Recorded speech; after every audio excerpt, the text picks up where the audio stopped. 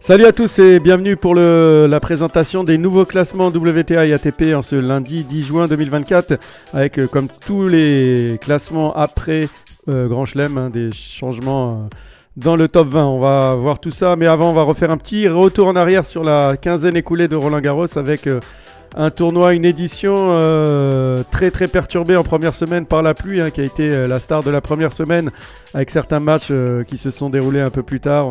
Les organisateurs ont galéré, mais ils se sont débrouillés, même si on a vu Novak Djokovic qui terminait très tard son match et ensuite malheureusement peut-être subir cette blessure 2 jours après et qu'il a malheureusement écarté ensuite du terrain, et malheureusement Djokovic qui ratera Wimbledon, opéré du ménisque, qu'on retrouvera, on l'espère, pour les Jeux Olympiques. L'autre bilan à faire de cette quinzaine de Roland Garros, bien sûr, c'est les tribunes.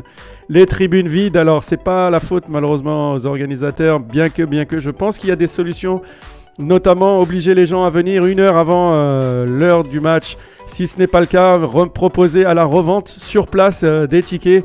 Et là, croyez-moi qu'il y a des gens qui seront disponibles pour venir même 1 heure avant. Et pourquoi pas remplir ces places qui sont malheureusement complètement vides, notamment dans les tribunes VIP. L'autre, pour moi, le match de cette quinzaine aura été le match de la numéro 1 mondiale, qui a remporté le tournoi, bien sûr, en finale contre Paolini. Le match Swiatek-Osaka, qui pour moi aura été le match que j'ai le plus apprécié de cette quinzaine. N'hésitez pas à m'indiquer quel était le match pour vous qui vous a fait le plus vibrer sur cette quinzaine. Pour moi, c'était le Swiatek-Osaka, notamment avec souvenons-nous d'une balle de match sauvé par la numéro 1 mondiale qui était vraiment à 2 doigts de se faire sortir du tournoi dès le 2e tour. J'espère qu'on retrouvera Osaka notamment à l'US Open. Donc sans surprise, la numéro 1 mondiale qui l'emporte au terme d'une finale assez facilement remportée par la numéro 1 mondiale, qui n'aura pas passé beaucoup de temps sur les cours jusqu'à cette finale, donc remportée par Paolini. Paolini, qui, vous le verrez, va grimper de 6 places au classement, qui atteint son meilleur classement en carrière. Paolini, malheureusement, qui aura perdu les 2 finales, mais bon, comme elle avait dit, si on lui avait dit qu'elle serait en finale et qu'elle perdrait avant le tournoi des 2 finales, je pense qu'elle aurait signé tout de suite. Donc voilà, le bilan, donc c'est la numéro 1 mondiale qui l'emporte, Iga Swiatek. À noter cette demi-finale contre Coco Gauff. Coco Gauff qui va grappiller la 2e place au classement WTA. On verra ça juste après. Chez les hommes, je vous mets le tableau des hommes. Donc là, sans surprise, Alcaraz qui remporte le tournoi, son 3e titre du Grand Chelem après l'US Open en 2022, après Wimbledon en 2023. L'Espagnol qui remporte le titre ici à Paris en 2024. Donc on lui souhaite l'Open d'Australie en 2025 si on fait la suite logique pour le numéro 2 mondial.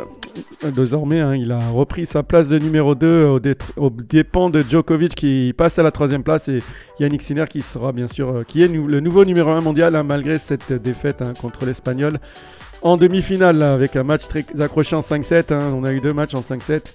Alcaraz qui finalement était très incertain avant le début du tournoi et qui a pu remporter le tournoi parisien. On va regarder donc les classements en ce lundi. Donc vous allez le voir. Alors je vais juste déplacer ma petite caméra sur le côté pour pas que ça soit gênant. Voilà. Alors on voit que au classement vous avez Coco Gauff qui reprend cette 2e place.